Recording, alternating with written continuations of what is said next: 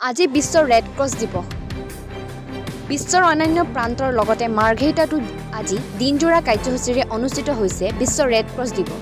ভাৰতীয় red cross ছ'চাইটিৰ মাৰ্ঘেৰিটা শাখাৰ উদ্যোগত উদযাপন কৰা হয় বিশ্ব ৰেড ক্ৰছ দিৱস। মাৰ্ঘেৰিটাৰ সমজিলাৰ আয়ুক্ত তথা ভাৰতীয় ৰেড ক্ৰছ ছ'চাইটিৰ মাৰ্ঘেৰিটা শাখাৰ সভাপতি পৰীক্ষিত থাওদামে পতাকা উত্তোলন কৰাৰ পাছতে বন্তি প্ৰজ্বলেৰে শুভাৰম্ভ কৰে। মাৰ্ঘেৰিটা শাখাৰ উপসভাপতি বিক্ৰম সিং ৰাথোৰে বিশ্ব ৰেড ক্ৰছ দিৱসৰ লগত সংগতি ৰাখি আয়োজন কৰা হয় এখন সজাগতা সভা।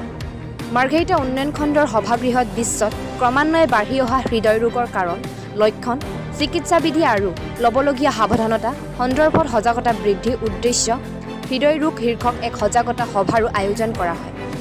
ভাৰতীয় ৰেড ক্ৰছ ছ'চাইটিৰ মাৰ্ঘেৰিটা শাখাৰ সম্পাদক পবিত্ৰ বৰগোহাঁয়ে আগধৰা সভাত অসম চিকিৎসা মহাবিদ্যালয়ৰ হৃদয় ৰোগ বিভাগৰ মুৰব্বী অধ্যাপক ডক্টৰ মৃগাংক শেখৰ চলিহা সমল ব্যক্তি হিচাপে উপস্থিত থাকে।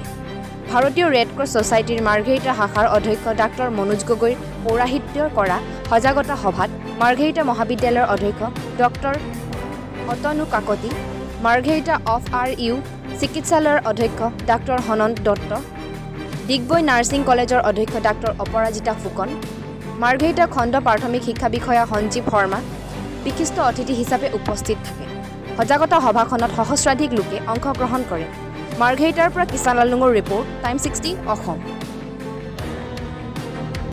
যেটো ৰেড ক্ৰছ ছ'চাইটিৰ যি ফাউণ্ডেশ্যন ডে খুব সুন্দৰকৈ অনুষ্ঠিত কৰিছে আৰু সকলোতকৈ ভাল কথাটো হ'ল কি ইয়াত কাৰ্ডিঅ'লজিৰ ওপৰত আমাৰ আছাম মেডিকেল কলেজৰ কাৰ্ডিঅ'লজি ডিপাৰ্টমেণ্টৰ হেড অফ দ্য ডিপাৰ্টমেণ্ট আহিছে, ছাৰ আহিছে আৰু খুব সুন্দৰকৈ আমাৰ হৃদৰোগৰ বিষয়ে বিশেষ আমাক সজাগতা এটা বিষয়ে ক'লে।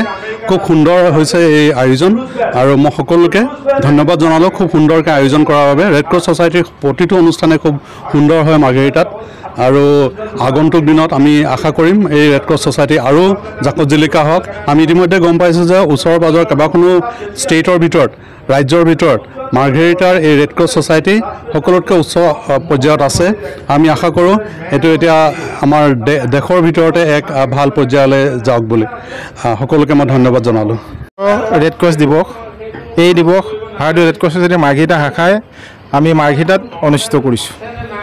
আজি পুৱা ভাগতে আমাৰ পতাকা উত্তোলন বন্তি প্ৰজ্বলন হ'ল। ইয়াৰ পিছত আমি ডিব্ৰুগড় চিকিৎসা মহাবিদ্যালয়ৰ হৃদৰোগ বিভাগৰ মুৰব্বী অধ্যাপক ডাক্তৰ মৃগাংক শেখৰ চলিহাদেৱক আমন্ত্ৰণ কৰিছিলোঁ আৰু তেখেতক লৈ আজি ৰেড ক্ৰছ ছ'চাইটিৰ মাৰ্ঘেৰিটা শাখাই হৃদৰোগৰ সজাগতা সভা এখনো বিশ্ব ৰেড ক্ৰছ দিৱসৰ লগত সংগতি ৰাখি ইয়াত অনুষ্ঠিত কৰিছোঁ। এই ৰোগৰ কাৰণ, লক্ষণ আৰু চিকিৎসাবিধিৰ সম্পৰ্কে জনসাধাৰণক অৱগত কৰিবৰ বাবে আজি আমি এই হৃদৰোগৰ সজাগতা সভা অনুষ্ঠিত কৰিছোঁ। কাৰণ দিনক দিনে বৰ্তমান সময়ত দিনক দিনে হৃদৰোগত আক্ৰান্ত ৰোগীৰ সংখ্যা বাঢ়িছে। জনসাধাৰণৰ মাজত জনসাধাৰণ সচেতন নোহোৱাৰ বাবে ইয়াৰ মৃত্যুৰ সংখ্যা বাঢ়িছে।